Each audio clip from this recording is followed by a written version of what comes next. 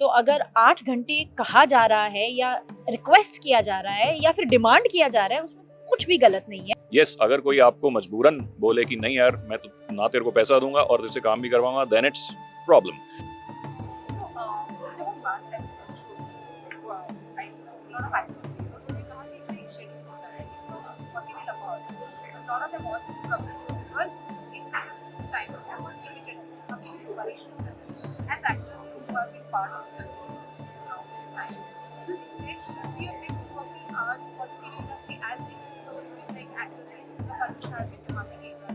And she's not wrong. She's not wrong in this. Absolutely not wrong in this.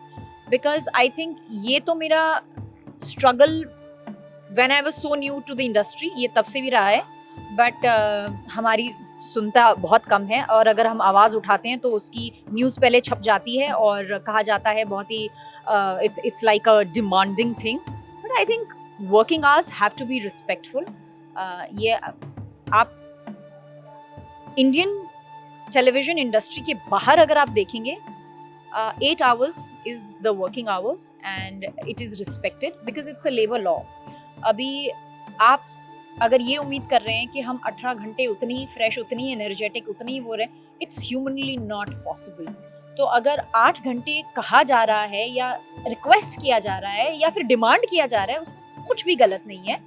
और ये मैं इसलिए नहीं कह रही हूँ क्योंकि आई एम एन एक्टर. कल दिन को अगर मैं प्रोड्यूसर बनूंगी and if God gives me that power, I would really want my show and my people to work within the 8 hours. I will create such a system कि जहाँ पर 8 घंटे में मीनिंगफुल काम भी निकल जाए, अच्छा काम भी निकल जाए and it's a win win for everyone because everybody deserves rest. बहुत ज़रूरी है और इसमें कोई शर्म या कोई हेजिटेशन नहीं होनी चाहिए बोलने के लिए. Having said that, nice. I'm still working for 17 hours. Yeah, that explains everything. You cannot bind someone saying कि आप 8 घंटे ही काम करो. आपको पता है एक एवरेज इंस्पेक्टर रैंक और उससे नीचे का आदमी 16 घंटे काम करता है, सिग्नल पे खड़े रहता है. उसका लंच भी पुलिस फोर्स नहीं लेकर आती, उसको खुद खाना पड़ता है. Doctors, lot of doctors I know 18, 19, 20 घंटे के राउंड्स करते हैं. Lot of pilots I know, lot of फौजीज आई नो, दे तो विदाउट स्लीप 3, 4 दिन काम करते हैं. Till the time it's not being forced and you are doing it because you have agreed to, I think there is no harm in working hours. Yes, अगर कोई आपको मजबूरन बोले कि नहीं यार मैं तो ना तेरे को पैसा दूंगा और तुझसे काम भी करवाऊंगा, then it's problem. But I guess we all agree to it. That's how it the system works. And to be honest, during younger days I believe you have to go through that stress because दुनिया का stress बहुत है.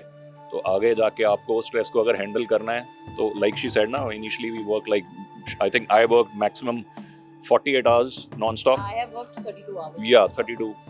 So that didn't break me, that made me very strong. So और life में ऐसी चीजें आएंगी कि आपको you have to go through long working hours.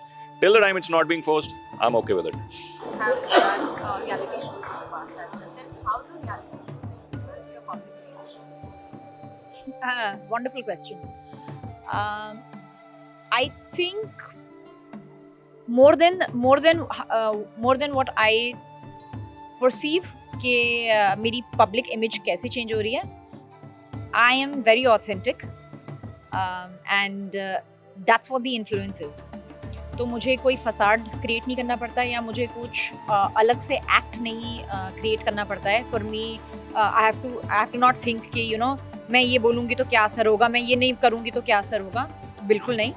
I am absolutely authentic and so is our relationship. So I think less of thinking goes in what people will perceive, and that creates more of impact, which is a feedback that we receive.